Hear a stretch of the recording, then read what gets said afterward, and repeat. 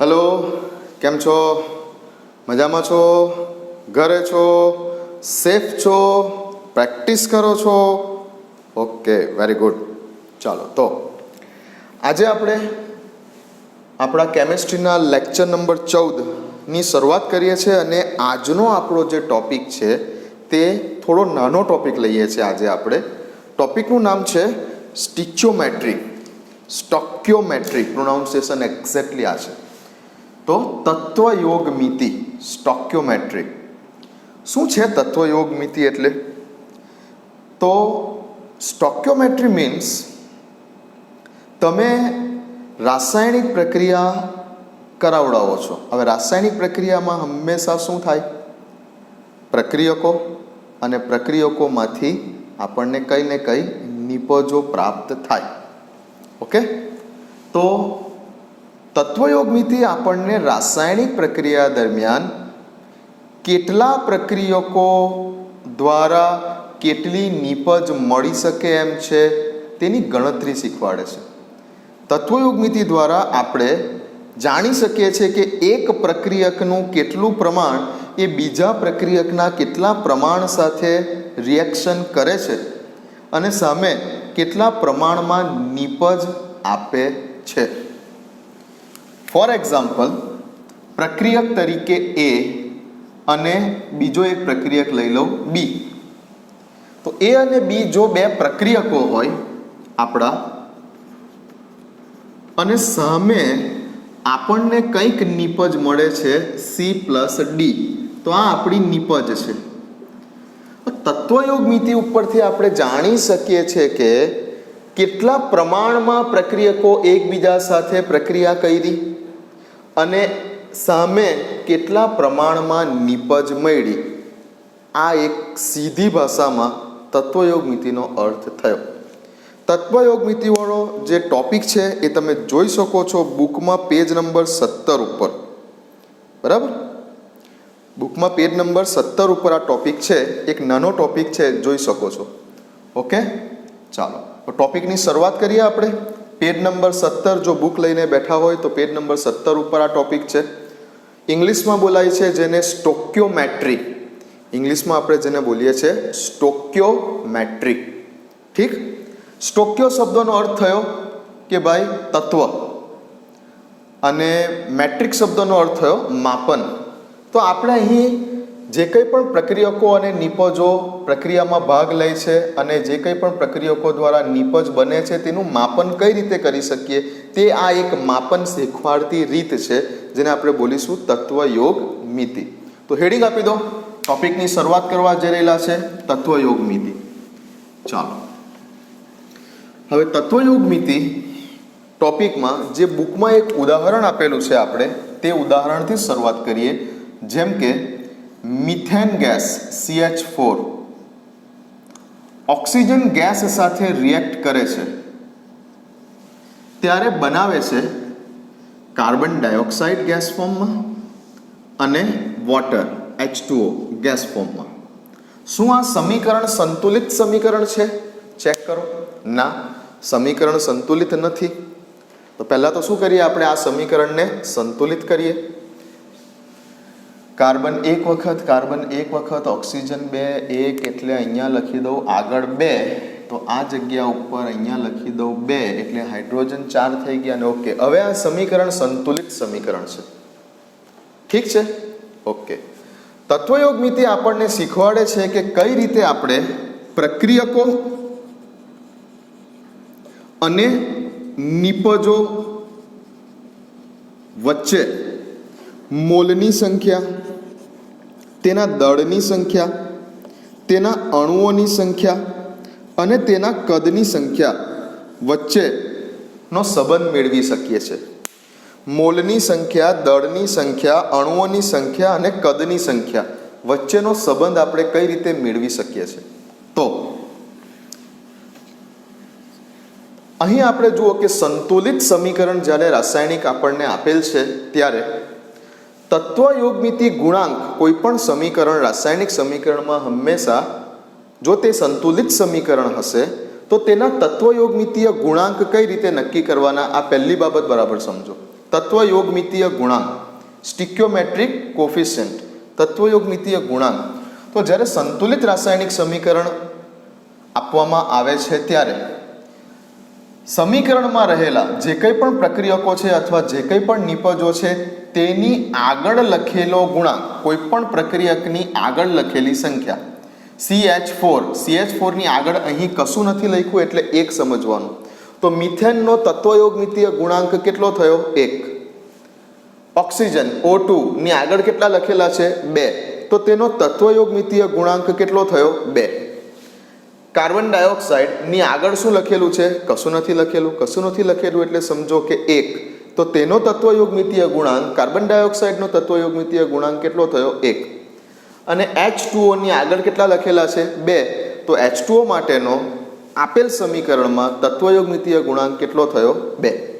તો તત્વયોગમિતીય ગુણાંક એટલે કે સંતુલિત સમીકરણમાં કોઈપણ પ્રક્રિયક કે કોઈપણ નિપજની આગળ લખેલી કોઈ આંકડાકીય સંખ્યા, જેને બોલવાનું તત્વયોગમિતીય ગુણાંક. હવે આ સમીકરણ જે સંતુલિત સમીકરણ છે તેની તત્વયોગમિતિ હું કઈ રીતે લખી શકું છું? તો આ સમીકરણમાં જો આપણે મોલની વાત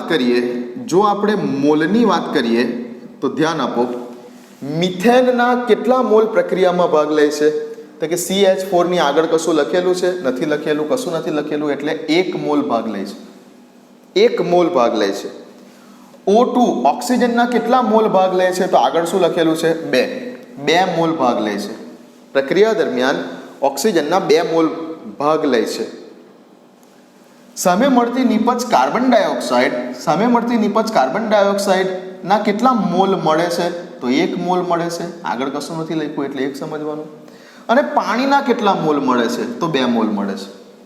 તો આ થઈ ગઈ મોલની ગણતરી કે પ્રક્રિયા દરમિયાન જ્યારે 1 મોલ મિથેન પ્રક્રિયા કરશે તો કેટલા મોલ કાર્બન ડાયોક્સાઇડ બનશે? 1 મોલ.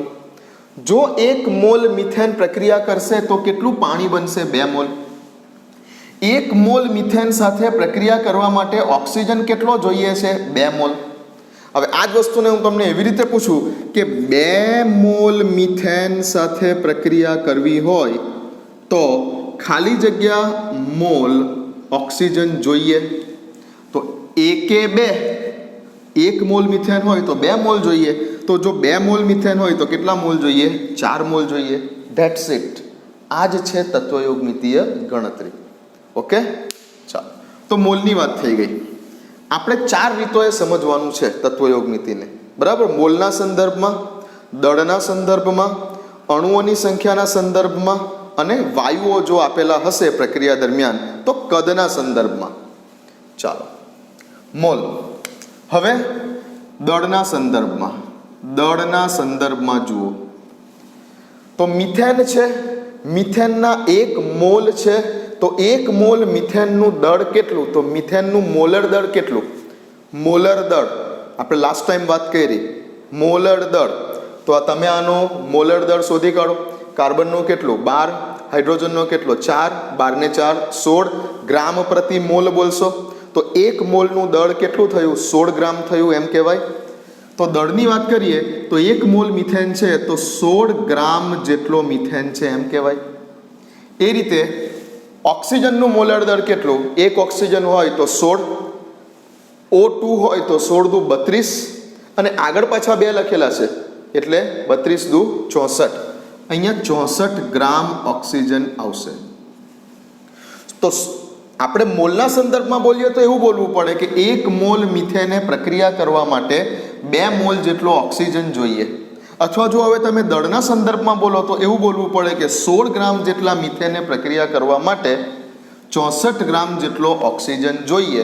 સામે કાર્બન ડાયોક્સાઇડનું કેટલું દળ મળશે? તો તેના પણ 1 જ મોલ બને છે. કાર્બન ડાયોક્સાઇડનો તમે મોલર દળ શોધી કાઢો. કાર્બનનો કેટલો? 12.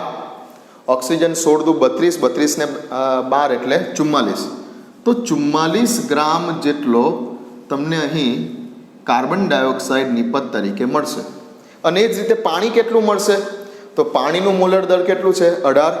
2 હાઇડ્રોજન 1 ઓક્સિજન, 2 વત્તા 16 18 અને આગળ 2 લખેલા છે એટલે 18 દુ 36. તો અહીં 36 ગ્રામ જેટલું તમને પાણી મળશે. આ દળના સંદર્ભમાં મેં તત્વયોગ મિતિ લખી કહેવાય.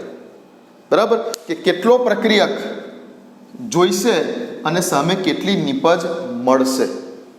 ઓકે, ચાલો હવે અણુઓના સંદર્ભમાં બોલું. અણુઓના સંદર્ભમાં તત્વયોગ મિતિ બોલું તો મોલના સંદર્ભમાં થઈ ગયું, દળના સંદર્ભમાં થઈ ગયું. હવે અણુઓના સંદર્ભમાં. હવે 1 મોલ એટલે કેટલા અણુઓ? 1 મોલ એટલે કેટલા અણુઓ? Avogadro number. 1 મોલમાં રહેલા અણુઓની સંખ્યા 6.022 ગુણ્યા 1023. તો અહીં 6.022 ગુણ્યા 1023 જેટલા અણુઓ કાર્બન ડાયોક્સાઇડના પ્રક્રિયામાં વપરાતા હશે. જો 1 મોલ મિથેન છે તો આટલા અણુઓ પ્રક્રિયા દરમિયાન વપરાતા હશે કે જે કેટલા ઓક્સિજન સાથે પ્રક્રિયા કરતા હશે? તો અહીં 2 મોલ છે. તો જો 1 મોલે આટલા તો 2 મોલે કેટલા? તો શું લખીશ અહીંયા હું? 2 ગુણ્યા 6.022 ગુણ્યા 1023 જેટલા અણુઓ કોના વપરાતા હશે? ઓક્સિજનના.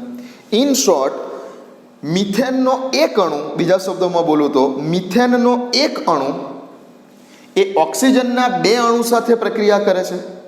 રેશિયો જોઈ શકો છો અહીંયા. 6.022 ગુણ્યા 1023 જેટલા અણુઓ મિથેનના છે અને 2 ગુણ્યા 6.022 ગુણ્યા 1023 જેટલા અણુઓ ઓક્સિજનના છે. તો બીજા શબ્દોમાં એવું બોલો કે મિથેનનો 1 અણુ એ ઓક્સિજનના 2 અણુ સાથે પ્રક્રિયા કરે છે. તત્વયોગ મિતિ પ્રમાણે કાર્બન ડાયોક્સાઇડના 1 મોલ છે એટલે કેટલા અણુઓ? 6.022 ગુણ્યા 1023 અને પાણીના પાછા 2 મોલ મળે છે એટલે ફરી પાછું 2 ગુણ્યા 6.022 ગુણ્યા 1023. તો સમજો બરાબર કે મિથેનના આટલા અણુઓ ઓક્સિજનના આટલા અણુઓ સાથે પ્રક્રિયા કરે છે. ઇન શોર્ટ, મિથેન કરતાં ઓક્સિજનના અણુઓની સંખ્યા ડબલ થઈ, કેમ કે ગુણ્યા 2 કર્યા. ગુણ્યા 2 કેમ કર્યા? કેમ કે 2 મોલ છે. 1 મોલમાં આટલા તો 2 મોલમાં આટલા, ગુણ્યા 2 કર્યા. તો આ જગ્યા ઉપર અહીં તમે 2 વડે ગુણો છો. આનો અર્થ એવો થયો કે તમારે 1 અણુ મિથેનની પ્રક્રિયા કરાવડાવવી છે તો તમારે ઓક્સિજનના કેટલા અણુઓની જરૂર પડશે? 2 અણુઓની જરૂર પડશે. એ જ રીતે સામે કાર્બન ડાયોક્સાઇડના કેટલા અણુઓ મળે છે? તો કે 6.022 ગુણ્યા 1023 જેટલા મિથેનના અણુઓ છે એટલા જ કાર્બન ડાયોક્સાઇડના અણુઓ છે. તો એનો અર્થ એવો થયો કે મિથેનનો 1 અણુ એ કાર્બન ડાયોક્સાઇડનો 1 અણુ નિપજ તરીકે આપે છે. ઓકે, અને સામે પાછું પાણીના કેટલા અણુઓ બનાવે છે? તો 2 અણુઓ બનાવે છે, ગુણ્યા 2 કરેલું છે. ઓકે, તો 1 અણુ મિથેનનો 2 અણુ ઓક્સિજનના સાથે પ્રક્રિયા કરે છે અને 1 અણુ કાર્બન ડાયોક્સાઇડ અને 2 અણુ ઓક્સિજનના આપે છે. આનો સીધો અર્થ આવો થયો. ઓકે, 1 અણુ મિથેનનો 2 અણુ ઓક્સિજન સાથે પ્રક્રિયા કરે છે અને 1 અણુ કાર્બન ડાયોક્સાઇડ અને 2 અણુ ઓક્સિજન આપે છે. તો આ અણુઓના સંદર્ભમાં વાત થઈ. ઓકે, ચાલો ફાઇનલી હવે વાત કરીએ આપણે કદના સંદર્ભમાં. હવે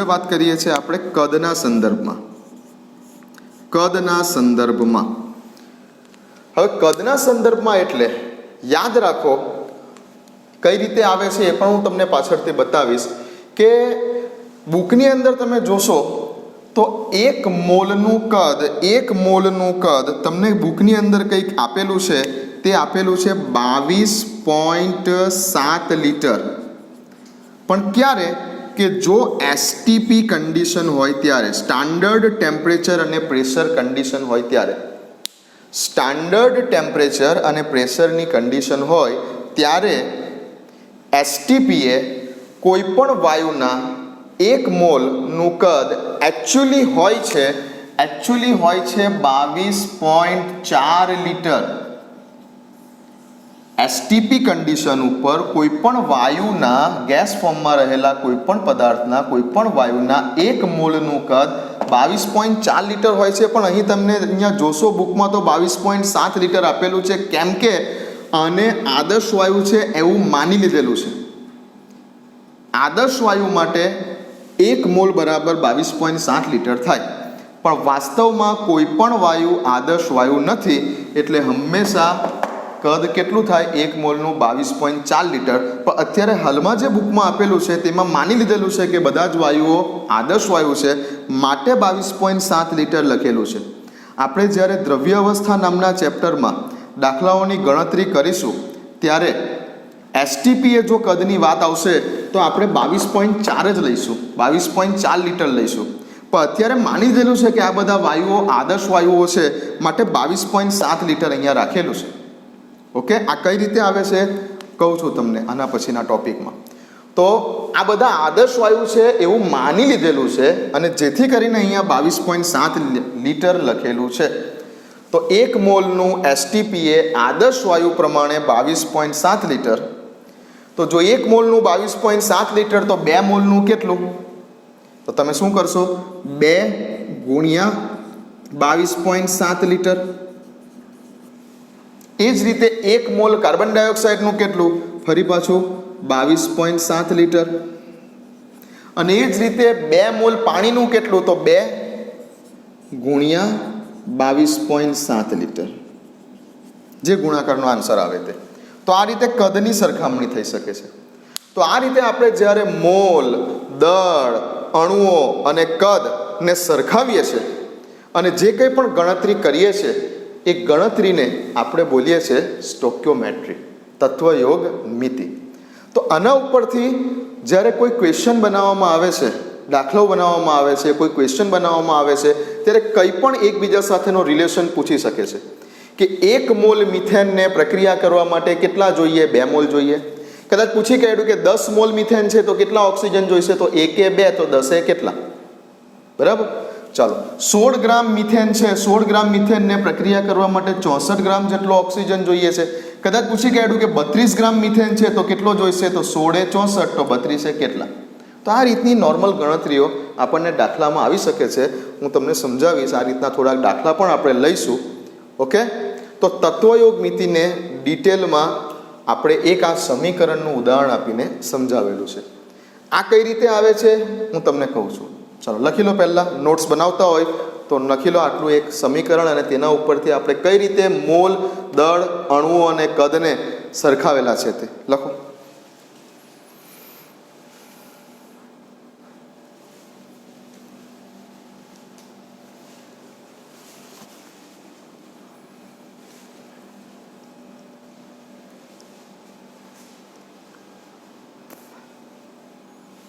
ચાલો લખો.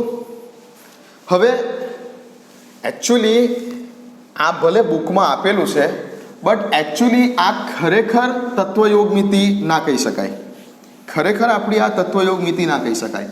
ખરી તત્વયોગ મિતિ તો એ છે કે તમને માત્ર આટલું જ ખબર છે કે મિથેન અને ઓક્સિજન પ્રક્રિયા કરે છે. મિથેન અને ઓક્સિજન પ્રક્રિયા કરે છે અને સામે કંઈક નીપજ બને છે. મિથેન અને ઓક્સિજન પ્રક્રિયા કરે છે, સામે કંઈક નીપજ બને છે. નીપજ કઈ બને છે તે પણ ખબર નથી. સમીકરણ સંતુલિત પણ કર્યું નથી, પણ મિથેન અને ઓક્સિજન વચ્ચે પ્રક્રિયા થઈ રહેલી છે એટલું જ ખબર છે. તો કેટલું પ્રમાણ મિથેનનું અને કેટલું પ્રમાણ ઓક્સિજનનું જોઈશે પ્રક્રિયા દરમિયાન? નીપજ કઈ છે નથી ખબર, પ્રક્રિયા સંતુલન નથી કરેલી, અને તેમ છતાં બોલવું છે કે એક પ્રક્રિયકનું કેટલું દળ એ બીજા પ્રક્રિયકના કેટલા દળ સાથે પ્રક્રિયા કરે. આ થઈ તમારી વાસ્તવિક તત્વયોગ મિતિ. જેમ કે H2SO4 સલ્ફ્યુરિક એસિડ અને NaOH વચ્ચે પ્રક્રિયા થાય છે, સોડિયમ હાઇડ્રોક્સાઇડ વચ્ચે. સામે શું નીપજ મળે છે નથી ખબર. નીપજ કઈ મળે છે નથી ખબર. સમીકરણ સંતુલિત કરવાની પણ જરૂર નથી, પણ તેમ છતાં તમે જ્યારે બોલી શકો કે આટલું દળ એ આટલા દળ સાથે પ્રક્રિયા કરશે, સમીકરણને સંતુલિત કર્યા વગર તમે જ્યારે બોલી શકો કે પ્રક્રિયક, એક પ્રક્રિયકનું આટલું પ્રમાણ એ બીજા પ્રક્રિયકના આટલા પ્રમાણ સાથે પ્રક્રિયા કરશે, એ થઈ વાસ્તવિક તત્વયોગ મિતિ. કે જ્યારે તમને નીપજ પણ નથી ખબર, જ્યારે તમે સંતુલન પણ નથી કરી શકતા સમીકરણને, નીપજ નથી ખબર એટલે ઓબ્વિયસલી સમીકરણ સંતુલિત નહીં થાય. તેમ છતાં બોલો કે આટલો પ્રક્રિયક આટલા પ્રક્રિયક સાથે પ્રક્રિયા કરે. આ થઈ તમારી વાસ્તવિક તત્વયોગ મિતિ.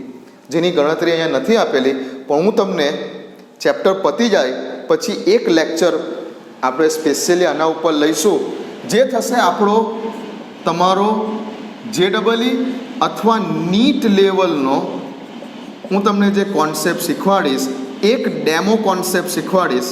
એક જ લેક્ચર આપણે JEE નીટ લેવલનો લઈશું જ્યારે ચેપ્ટર પતશે ત્યારે, ને હું તમને આ કોન્સેપ્ટ વિશે શીખવાડીશ કે જ્યારે કોઈ બે પ્રક્રિયકો એકબીજા સાથે પ્રક્રિયા કરે છે ત્યારે કઈ નિપજ બને છે નથી ખબર. નિપજ નથી ખબર એટલે સમીકરણને સંતુલિત પણ નથી કરી શકતા. તેમ છતાં તમે બોલશો કે આનું કેટલું દળ આના કેટલા દળ સાથે રિએક્ટ કરતું હશે. ઓકે, તે હું તમને એક ડેમો JEE નીટ માટેનો લેક્ચર બતાવડાવીશ. કેમ કે અત્યારે શું છે કે અત્યારે આ સમય મર્યાદાને કારણે અને હાલની પરિસ્થિતિને ધ્યાનમાં રાખીને હું તમને JEE નીટ લેવલના ક્વેશ્ચન અથવા તો JEE નીટ લેવલના કોન્સેપ્ટ નથી કરાવી શકતો. બરાબર, એ આપણે જ્યારે રૂબરૂ હોય ને તો વધારે મજા આવે અને એમાં થોડો વધારે સમય માંગી લે. પણ તેમ છતાં એક આ તમને બતાવીશ કે એકચ્યુઅલી JEE નીટમાં આ રીતે તૈયારી થાય. ને તે આપણે ટોપિક લઈશું તત્વયોગ નીતિનો. બરાબર, જેમાં તમારે સમીકરણને સંતુલિત કર્યા વગર અથવા નિપજનું પ્રમાણ શું છે તે જાણ્યા વગર, નિપજ કઈ છે એ પણ જાણ્યા વગર તમે ડાયરેક્ટ બોલી શકો છો કે આનું આટલું ગ્રામ આના આટલા ગ્રામ સાથે પ્રક્રિયા કરશે. બરાબર, એકચ્યુઅલી તમે હમણાં જોવા જાઓ તો તમારે સમીકરણને સંતુલિત કરવું પડે. સપોઝ કે આ જગ્યા ઉપરથી આ બ્રેક થાય, આ જગ્યા ઉપરથી આ બ્રેક થાય, સામે બનાવે કંઈક Na2SO4 અને બને છે H2O, માટે તમારે અહીંયા બેલેન્સ કરવું પડે છે ટ્વાઇસ NaOH થી. હવે સમીકરણ સંતુલિત થયું છે. ઓકે, તમને નિપજ ખબર હોવી જોઈએ, સમીકરણ સંતુલિત કરવું પડે, પછી તમે કહો કે H2SO4 ના 1 મોલ એ NaOH ના 2 મોલ સાથે પ્રક્રિયા કરે. આવું ક્યારે બોલાય તમારાથી? સમીકરણ સંતુલિત થઈ ગયા પછી બોલાય.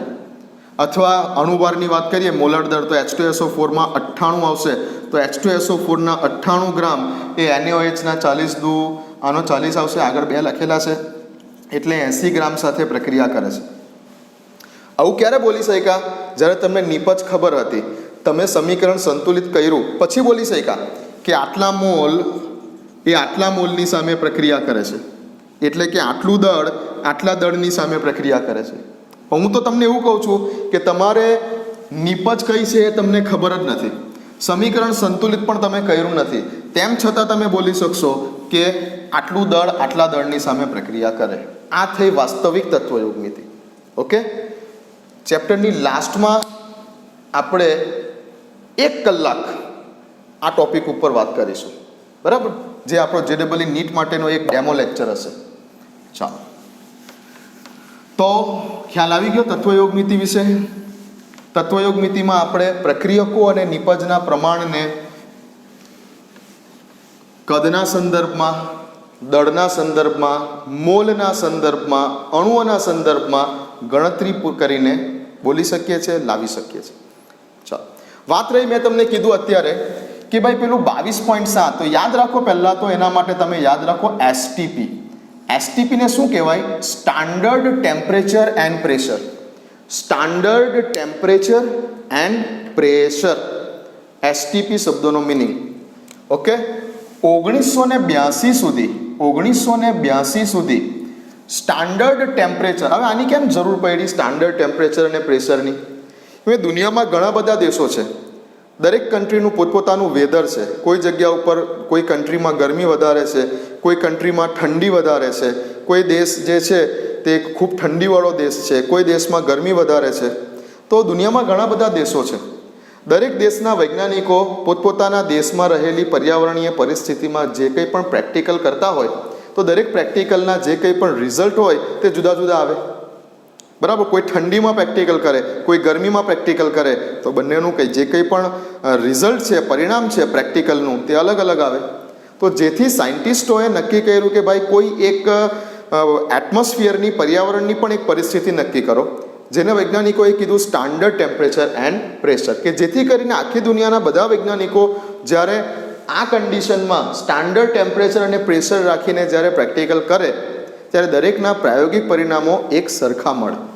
તો 1982 સુધીમાં સ્ટાન્ડર્ડ ટેમ્પરેચર એટલે કે તાપમાન હતું 0 ડિગ્રી સેલ્સિયસ અથવા બોલો કે 32 ડિગ્રી ફેરનહાઇટ અથવા બોલો તાપમાનનો એસઆઈ એકમ તો કેલ્વિન છે, તો 273.15 કેલ્વિન.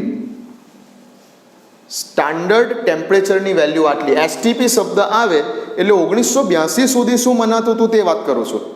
અને દબાણની વાત કરીએ, ટીએનપી દબાણની વાત કરીએ તો દબાણનું મૂલ્ય જે હતું એ દબાણનું મૂલ્ય કેટલું હતું તો કે 1982 સુધી એક વાતાવરણ જેટલું હતું. એક વાતાવરણ જેટલું માનવામાં આવતું હતું 1982 સુધી, બરાબર. પણ 1982 પછી થોડુંક સાયન્સ બદલાયું અને એસટીપીનો અર્થ બદલાઈ ગયો. 1982 પછી વૈજ્ઞાનિકો એવું કીધું કે ભાઈ તાપમાનનું મૂલ્ય કેટલું તો કે 0 ડિગ્રી સેલ્સિયસ અથવા તો 32 ડિગ્રી ફેરનહાઇટ અથવા તો 273.15 kelvin, it is okay. Temperature બરાબર હતું, પણ દબાણની વેલ્યુ એક વાતાવરણ નહીં પણ એક બાર લો. દબાણની વેલ્યુ એક વાતાવરણ નહીં, એક બાર લો. તો હવે લેટેસ્ટ એસટીપીનો અર્થ એવો છે, અત્યારે હાલની પરિસ્થિતિમાં વિજ્ઞાન જગતમાં એસટીપીનો અર્થ એવો છે કે તાપમાન તો જે હતું તે જ, પહેલાં જે હતું તે જ પછી, પણ હાલની પરિસ્થિતિમાં દબાણ, એસટીપી એ દબાણનો અર્થ છે એક બાર. જો કે બહુ કંઈ ફરક નથી. હું તમને કહું તો એક વાતાવરણ બરાબર 1.0312 બાર જેટલું થાય. એક વાતાવરણ બરાબર 1.0312 બાર. આમ બોલી શકો તમે કે એક વાતાવરણ બરાબર એક બાર, એક બરાબર 1.0312 બાર. પણ આમાં વૈજ્ઞાનિકો જ્યારે કોઈ કામ કરતા હોય છે ત્યારે પોઈન્ટ પછીના ડેસિમલ પોઈન્ટ સુધીના છેલ્લામાં છેલ્લા આંકડા સુધીની અતિ શુદ્ધ ગણતરી કરતા હોય છે. એટલે તેઓએ એક વાતાવરણ બરાબર 1.0312 સંબંધ મેળવ્યો અને એસટીપીએ હવેથી એસટીપી શબ્દ આવે એટલે તમારે આ વેલ્યુ યાદ રાખવાની છે. તાપમાન અને દબાણનું મૂલ્ય આટલું છે. એસટીપી શબ્દનો અર્થ આવો થયો, standard temperature and pressure. Okay. બીજું તમે બોલી શકો છો કે આ તો એસટીપી થઈ, પણ હવે કદાચ તમને કોઈ જગ્યા ઉપર આવી શકે છે કે standard ambient temperature and pressure, SATP. આની વાત પણ કરી દઈએ, standard ambient temperature and pressure, અથવા આને બોલી શકો છો normal temperature and pressure, NTP, normal temperature and pressure. એની વાત બી કરી જ લઉં.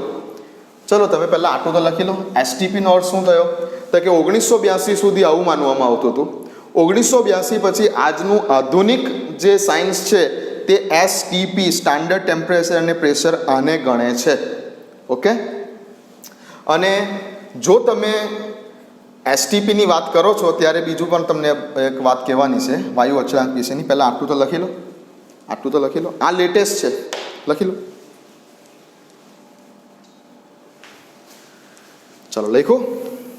આ સંબંધ લખી દીધો, એક વાતાવરણ બરાબર આટલા બાર. ઓકે. હવે એસટીપીની વાત તો થઈ ગઈ કે એસટીપી એટલે શું. તો એસટીપી એટલે ફરીથી અહીંયા લખી આપું છું. એસટીપી એટલે 273.15 કેલ્વિન તાપમાન. હવે કેલ્વિનમાં જ વાત કરીશું. 273.15 કેલ્વિન તાપમાન અને એક બાર જેટલું દબાણ. અને શું બોલો તમે? એસટીપી. હવે બોલું છું બીજો એક અર્થ કે normal temperature and pressure. Normal temperature અને પ્રેશર કેટલું છે? કોઈ પ્રયોગ એસટીપીએ કર્યો તો શું રિઝલ્ટ આવ્યું, અને એ જ પ્રયોગ નોર્મલ ટેમ્પરેચર પ્રેશર કેટલું છે વિજ્ઞાન જગતમાં. તો નોર્મલ ટેમ્પરેચર અને પ્રેશર છે કે જેમાં 298.15 કેલ્વિન. સમજો, 298.15 કેલ્વિન અને દબાણનું મૂલ્ય છે 1 બાર. આને બોલાય નોર્મલ ટેમ્પરેચર એન્ડ પ્રેશર. કોઈ વાર શોર્ટ ક્વેશ્ચનમાં આવી શકે છે કે એસટીપી એ તાપમાનનું મૂલ્ય કેટલું અને દબાણનું મૂલ્ય કેટલું. જ્યારે નોર્મલ ટેમ્પરેચર પ્રેશર અથવા તો આને બોલી શકે છે SATP, standard ambient temperature and pressure, અથવા બોલો નોર્મલ ટેમ્પરેચર એન્ડ પ્રેશર હોય તો તાપમાનનું મૂલ્ય કેટલું અને દબાણનું મૂલ્ય કેટલું. ઓકે, તો યાદ રાખો તાપમાન દબાણના મૂલ્યો. હવે અત્યારે સ્ટોક્યોમેટ્રીમાં આવ્યું તે પ્રમાણે કે જો એસટીપી વાળી પરિસ્થિતિ હશે તો આદર્શ વાયુ માટેની વાત ચાલે છે. હા, આદર્શ વાયુ માટેની વાત ચાલે છે. તો જો એસટીપી વાળી પરિસ્થિતિ હશે તો આદર્શ વાયુ માટેનું જે કદ છે 1 મોલ આદર્શ વાયુનું કદ 22.7 લિટર જેટલું હોય છે. એસટીપી વાળી પરિસ્થિતિ હશે તો 1 મોલ આદર્શ વાયુનું કદ 22.7 લિટર હોય. એ કઈ રીતે હું તમને અત્યારે સાબિત કરીને આપું છું. અને જો એનટીપી નોર્મલ ટેમ્પરેચર એન્ડ પ્રેશર વાળી જો પરિસ્થિતિ હોય તો પણ તમને કહી દઉં કે 1 મોલ વાયુ હશે, 1 મોલ વાયુ નોર્મલ કન્ડિશનમાં નોર્મલ ટેમ્પરેચર એન્ડ પ્રેશર હશે તો 24.78 લિટર જેટલું કદ ધરાવે. નોર્મલ ટેમ્પરેચર અને પ્રેશર ઉપર વાયુના 1 મોલનું કદ આટલું છે, 24.78 લિટર. પરંતુ એસટીપી હશે એટલે કે સ્ટાન્ડર્ડ ટેમ્પરેચર એન્ડ પ્રેશર હશે તો આદર્શ વાયુના 1 મોલનું કદ 22.7 લિટર છે. પણ કન્ડિશન છે અહીંયા શું લખેલી? આદર્શ વાયુ. ખરેખર વાસ્તવમાં કોઈ પણ વાયુ આદર્શ છે જ નથી. બુકમાં તો જે આપેલું છે સમીકરણ તેમાં માની લીધેલું છે કે આદર્શ વાયુ છે માટે 22.7 લખેલું છે. બાકી ખરેખર કોઈ પણ વાયુ આદર્શ વાયુ નથી માટે 1 મોલનું કદ એમ જોવા જઈએ ગણતરીમાં તો એસટીપી પરિસ્થિતિ હોય ત્યારે ખરેખર દાખલામાં આ લેવાનું છે 22.4 લિટર. આદર્શ વાયુ શબ્દ લખેલો હોય તો 22.7 લિટર આદર્શ વાયુ શબ્દ લખેલો હોય તો. પણ જ્યારે આદર્શ વાયુ શબ્દ નથી લખેલો ત્યારે એસટીપી વાળી પરિસ્થિતિમાં કોઈ પણ વાયુના 1 મોલનું કદ એ 22.7 નહીં, કેટલું? 22.4 લિટર. બરાબર છે? ચાલો લખી લો આટલું. એસટીપી કોને કહેવાય, એનટીપી કોને કહેવાય? એસટીપી હોય તો આદર્શ વાયુના 1 મોલનું કદ કેટલું? 22.7 લિટર. જો આદર્શ વાયુ હોય તો 22.7 લિટર, આદર્શ વાયુ ના હોય તો 22.4 લિટર. એનટીપી હોય તો એનટીપી એ તાપમાન કેટલું, દબાણ કેટલું અને 1 મોલનું કદ કેટલું. લખી લો.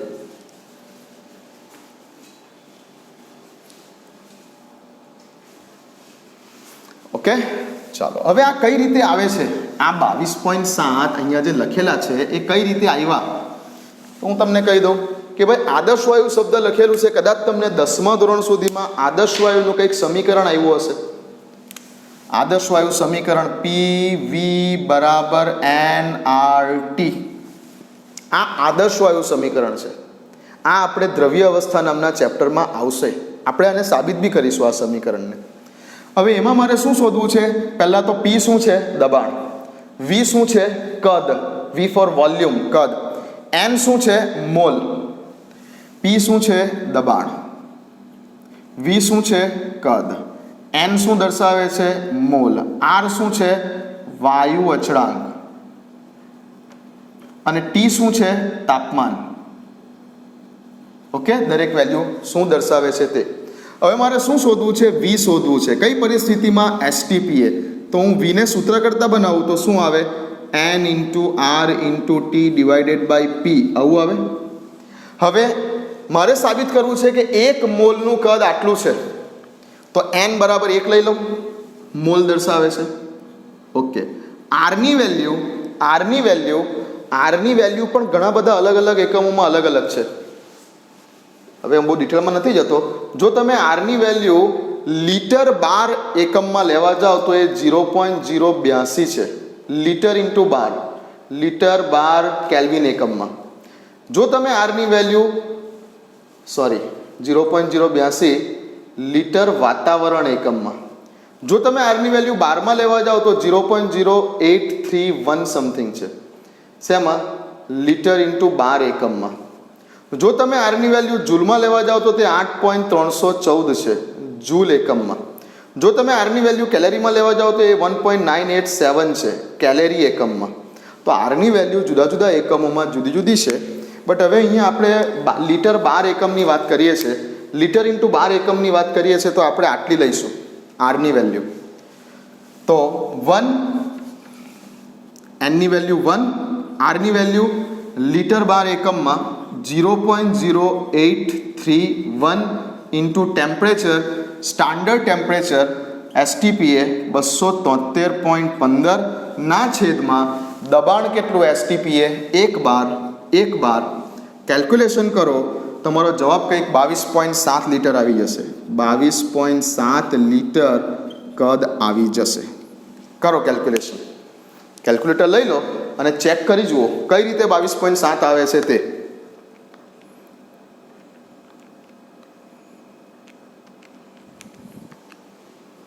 ઓકે, 22.69 સમથિંગ આવે છે એટલે 22.7 લખી દીધું આપણે.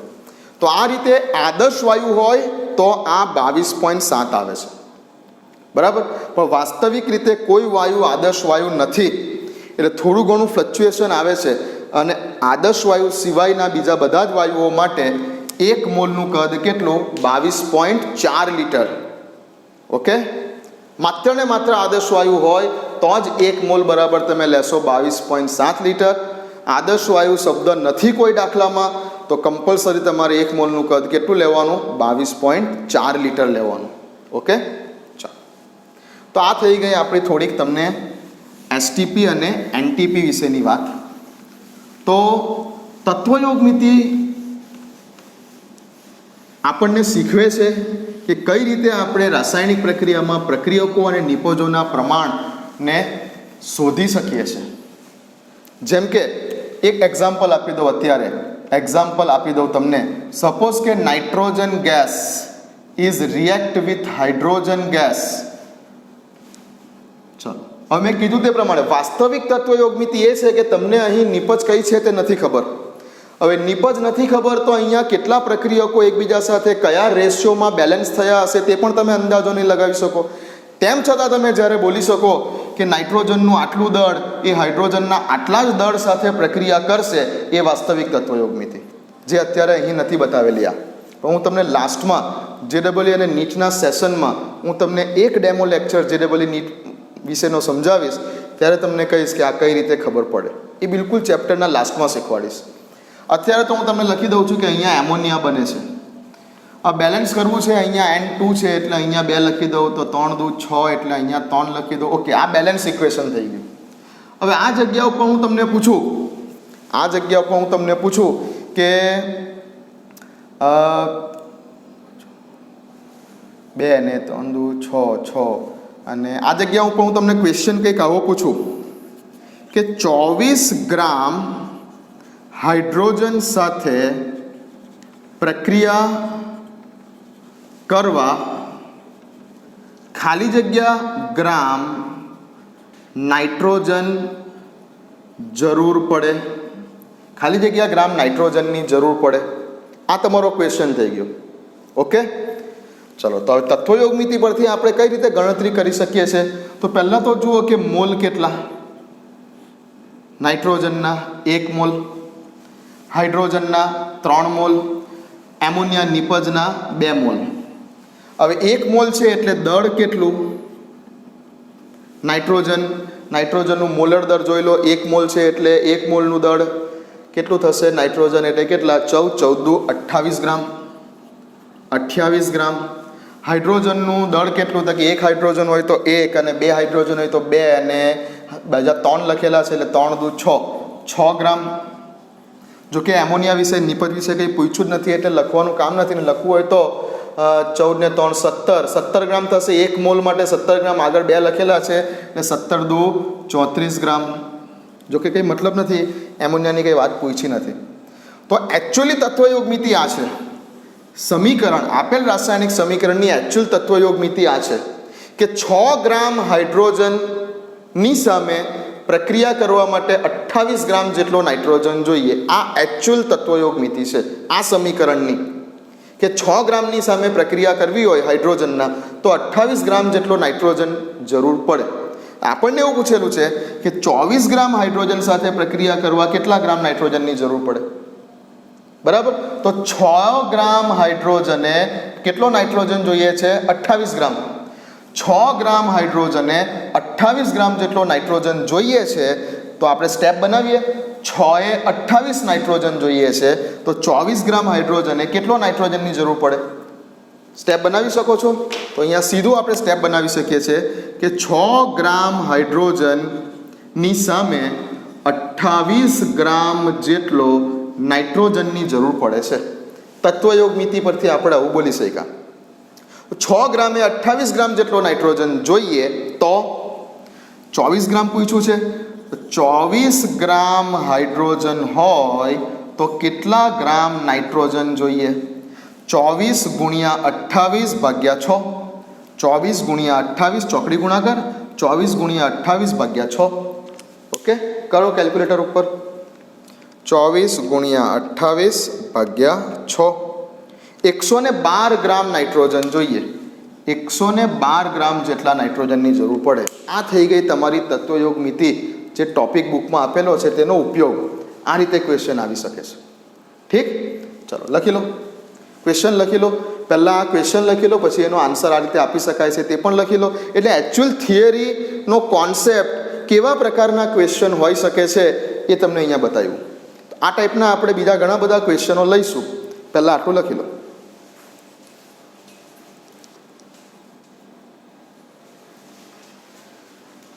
ચાલો લખો. તો આપણે ટોપિકને અહીંયા પૂરો કરીએ છીએ. તત્વયોગ મિતિ ટોપિક જે ખરેખર બહુ નાનો ટોપિક છે પણ આપણે ઘણી બધી એક્સ્ટ્રા વાતો પણ આજે કરી દીધી. તો આ ટોપિક અહીંયા પૂરો કરીએ છીએ. હવે જઈશું આપણે ચેપ્ટરમાં 2 ટોપિક બાકી છે. એક છે તમારો સીમિત પ્રક્રિયક, લિમિટિંગ રિએજન્ટ, જે ખૂબ ઇમ્પોર્ટન્ટ ટોપિક છે ખાસ કરીને કોમ્પિટિટિવ એક્ઝામો માટે. અને લાસ્ટમાં આપણે લઈશું સાંદ્રતાના જે કંઈ પણ એકમો છે તે નાનો ટોપિક છે, એ આપણે લાસ્ટમાં વાત કરીશું. ચાલો મળીએ.